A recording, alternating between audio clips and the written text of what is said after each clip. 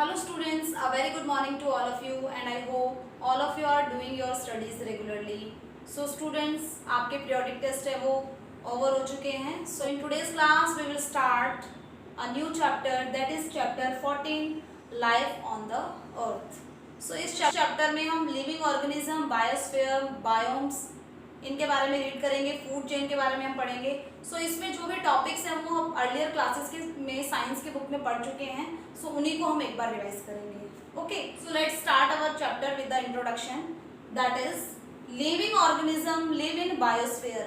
अब biosphere term है वो क्या है? All of you know about the biosphere, that is hydrosphere. जितना भी वाटर है उसको हम हाइड्रोस्फीयर में इंक्लूड करते हैं. लिथोस्फीयर, जितना भी लैंड मास है उसको हम लिथोस्फीयर कहते हैं. एंड एटमॉस्फेयर, जितनी भी एयर्स हैं उनको हम एटमॉस्फेयर में इंक्लूड करते हैं. तो जहां पर ये तीनों स्फीयर्स मिलते हैं उस एरिया को हम कहते हैं बायोस्फीयर. मतलब हाइड्रोस्फीयर, एटमॉस्फेयर एंड लिथोस्फीयर जहां पर मिलेगा उसे ही हम बायोस्फीयर कहते हैं. मींस अर्थ पर लाइफ पॉसिबल क्यों है? जस्ट बिकॉज यहाँ पर ये तीनों ही स्फीयर मिलते हैं.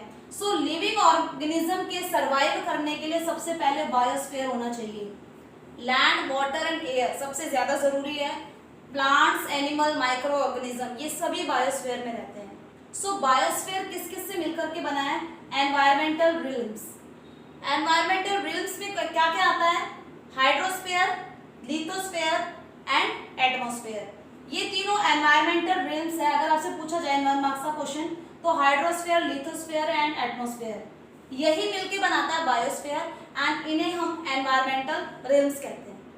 सो हमारे अर्थ पर plants, animals and micro organism, ठीक है, इन ये लिविंग ऑर्गेनिजम्स हैं.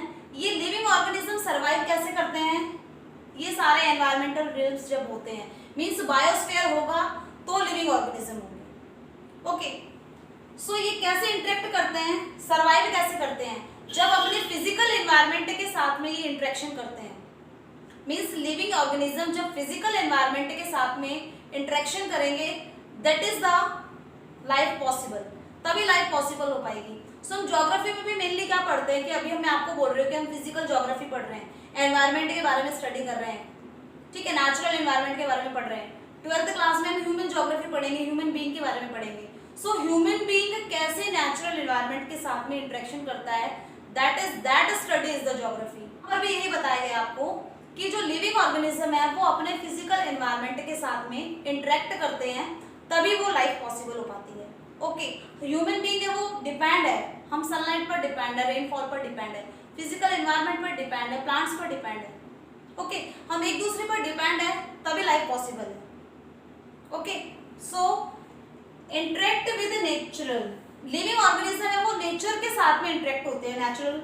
अब ये नेचुरल एलिमेंट तो कौन से हैं? लैंड, वाटर एंड सॉइल, जिन्हें हमने लिथोस्फीयर, हाइड्रोस्फीयर एंड एटमॉस्फेयर बोला है, उनके ऊपर डिपेंड है.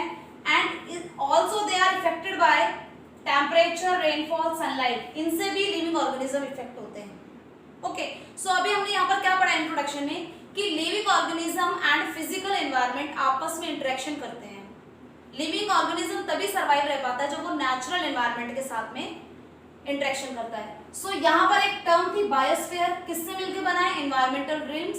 कौन कौन से हैं? Hydrosphere, lithosphere and atmosphere. Living organism किस तरह से सर्वाइव करते हैं? उसमें plants, animals and micro organism आ गए.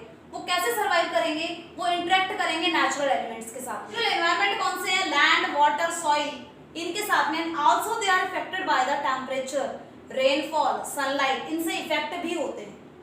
Okay, next term is ecological system. What is ecological system? The interaction of living organism with abiotic factor. जो जितने भी लिविंग ऑर्गेनिज्म है उनका अबायोटिक फैक्टर के साथ में जो रिलेशन है, मीन्स एक पर्टिकुलर हैबिटेट, एक लिविंग प्लेस पर रह रहे हैं लिविंग ऑर्गेनिज्म और वहां पर जितना भी फिजिकल एनवायरनमेंट है उसके साथ में कैसे रिएक्ट कर रहे हैं, कैसा रिलेशन है लिविंग ऑर्गेनिज्म का, that is called the ecological system. Means अगर हम एक एग्जांपल देकर मैं आपको बताती हूँ, एक फॉरेस्ट में रहने वाले जितने भी प्लांट्स एंड जितने भी एनिमल्स हैं, एक फॉरेस्ट में जितने भी प्लांट्स हैं एंड जितने भी एनिमल रह रहे हैं वो वहाँ के फिजिकल एनवायरनमेंट को किस तरह से यूज कर रहे हैं, that is the ecological system. वो वहाँ का इकोलॉजिकल सिस्टम है. सो इकोलॉजी वर्ड सबसे पहले कैसे यूज किया गया, उसका मीनिंग क्या था?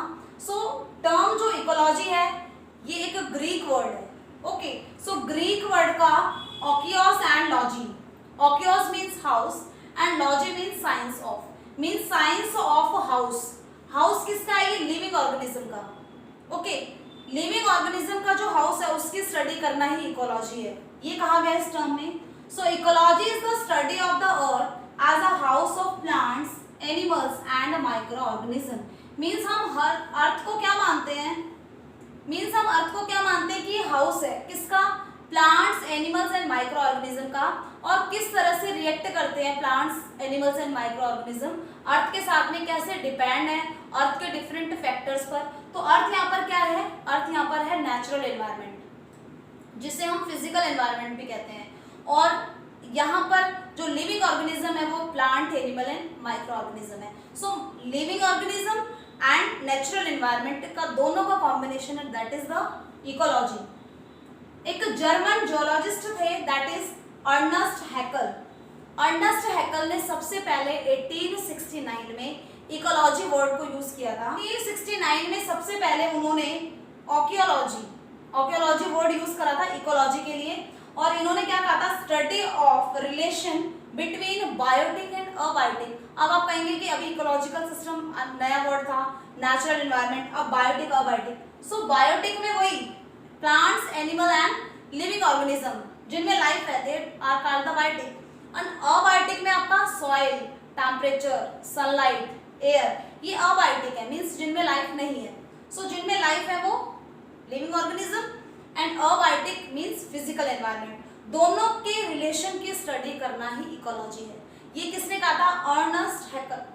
सो ये जर्मन जूलॉजिस्ट अर्नस्ट हैकल ने ये कहा था कि study of the relation between biotic and abiotic factors. So biotic factors and abiotic factors की आपस की स्टडी ही क्या है?